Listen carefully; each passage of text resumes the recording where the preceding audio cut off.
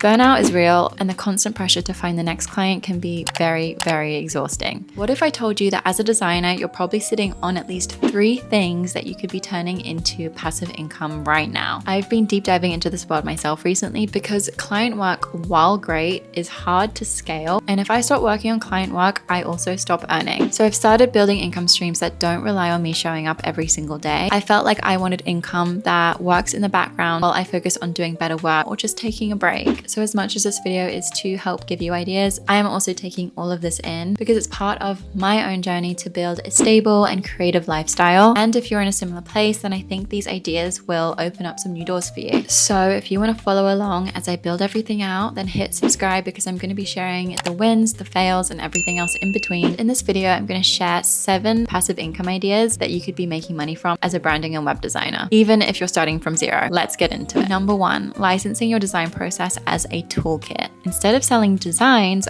what about selling how you design? If you've ever created a brand questionnaire, an onboarding document, a brand guidelines document, or an offboarding document, you already have valuable assets that you can package up and sell. You can turn all of those things into a designer toolkit and sell them on places like Etsy, Notion template, or even your own website if you have one. One of my friends actually packaged up all of her templates that she already used, so she really didn't have to do any work at all except putting all of these documents into a folder and making a graphic so that people could actually buy it. And she made over £2,000 on her first day of selling this, and she didn't even have a big audience. So this is something that's totally doable and can work for you in the background without having to do anything really upfront. It's just stuff that you already have. Number 2 is web templates and sections for no-code websites or even websites like Shopify. I know this one may seem predictable, but this one I think has a potential for very, very high earnings. I've actually implemented this one myself, and it's something that I threw together very, very quickly. I probably made the entire template in Wix Studio within a week. Completely forgot about it really. I listed it for a very affordable amount and I've made thousands on that template since I listed it. And I honestly just forget about it until I see an invoice come in that month. And it's always a nice surprise seeing unexpected money come into your account. So if you love making web designs, if you want to do a passion project that you could put in your portfolio that you want to show other people, why not turn that into an actual template where you can sell it and make money? I know platforms like Framer and Wix Studio for sure, you can upload your templates onto their marketplace and you make 100% of the earnings. So the actual platform doesn't take a cut of what you earn, which is amazing. I'm sure other platforms do that as well. Those are just 2 that I know for sure. So I would look into those ones, or whatever platform that you usually design and build on, check out what they offer in terms of being able to sell your own templates on their platform. Another thing that I've seen, which I find really cool and quite interesting, and it's something that I would love to do in the future, is instead of selling an entire website, you can sell individual sections. There's a website called lunatemplates.co, I'll put it on the screen, where you can actually buy specific one-off templates for Shopify. So you get a downloadable file and you just upload that into Shopify, and then you can use that one Shopify section. And they make really cool designs and they don't actually offer full website templates. So I just thought that was a really good idea and something that I hadn't seen too much before. Number 3 is turning unused work into a package or template. And what I mean by this is, if you are a brand designer, you will feel me on this one, because sometimes you have one of your favorite logo options that a client doesn't end up picking, and you have no choice but to let that logo go and die in the logo graveyard, and it just collects dust and it doesn't see the light of day. But what I have seen people doing recently, which I think is a really cool idea, is selling something called a semi-custom brand, where they have the logo, the color palettes, the fonts for that brand all ready to go.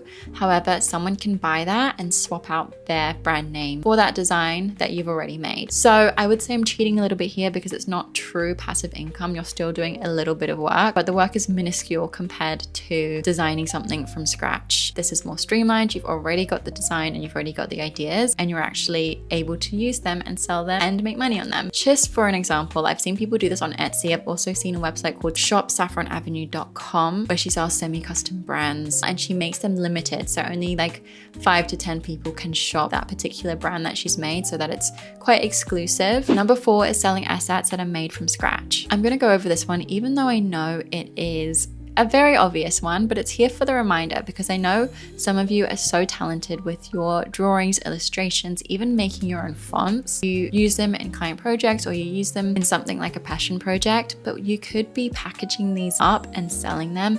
I've actually spent so much money on illustrations because it's something that I cannot do myself. So I look on places like Creative Market, like Etsy, for illustrations that I can use in my own projects. So if you're someone that's blessed with the skill of drawing, of creating illustrations, of creating your own fonts, then definitely look into packaging these up and selling them because there's definitely money to be made there, speaking from someone that could be a customer of yours. The next portion of this video is going to be all to do with content creation. A lot of people have 9-to-5 design careers and just want a bit of a side hustle. So yes, of course, I understand not everyone wants to create content and be public facing, and it can be very daunting to think about. But if you're someone that has been thinking about content creation, you're on the fence and you know that you've been wanting to do it for a while, then I would definitely urge you to just start. iPhones are so good these days. You can literally start on your iPhone. You don't need a big production or anything like that. Even if it's not YouTube, you could do TikTok, you could do Instagram Reels. I've just found in my own personal experience that it's opened me up to so many more opportunities and earning potential than I actually thought was possible. So I wanted to share these with you because these are things that I have experienced myself or things that I'm looking into going into and using content creation as a catalyst for that. Number 5 is affiliate marketing. This is so easy and so underrated because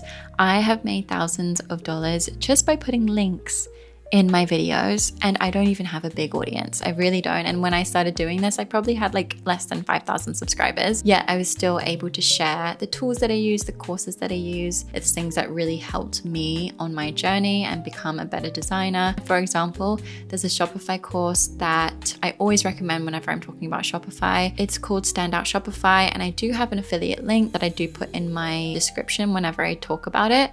And I think people know that they can trust me and know that it's my own personal experience that I'm talking about when I say that this has really helped me. So I have had sales just from that one link that have earned me thousands of dollars since I've posted that video. And I think I've only put it in like 1 or 2 videos. And to be honest, I didn't expect to even make any money on that. So it was very surprising that it took really no work from me because I was going to post that video anyway. And I would have posted that link whether it was an affiliate link or not to share with you guys because I just thought it was that helpful. But even with everyday tools that you use like Figma, any website platforms that you use, Adobe, I'm sure they all have their own affiliate links that you could get if you emailed and asked. I actually haven't utilized this as much as I probably should because I always talk about different tools in my videos. But yeah, I'm actually I'm gonna look into this now because I've seen how well it works for one thing that I've promoted. I think there's definitely more earning potential there. Number 6 is mini courses. If doing something like launching a course feels really daunting to you, then you can start small. And this is advice that I'm taking in as well because I've always wanted to create a course around my processes, but putting that all into a full on high quality production course feels so scary to me. Like I don't know where to start.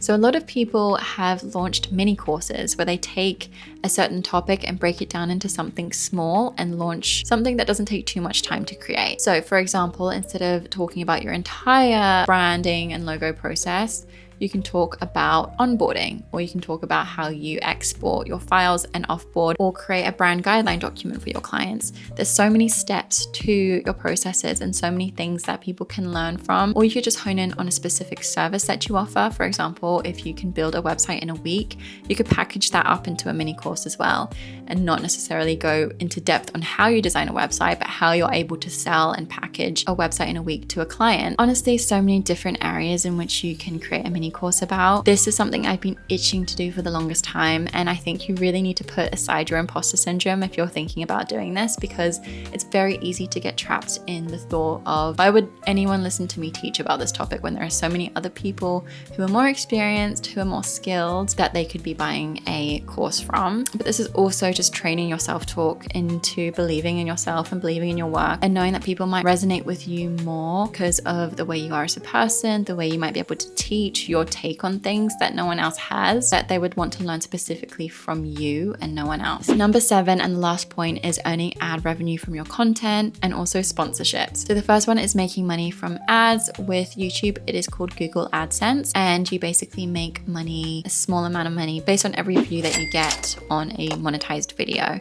And I do find that YouTube is probably the platform that pays the best out of TikTok and Instagram. I'm not actually too sure why, and I also think it depends on what niche you're in. And as a small creator, I obviously don't earn a huge amount from this. I have probably earned around 200, 250 pounds on some of my highest months. So it is a decent chunk.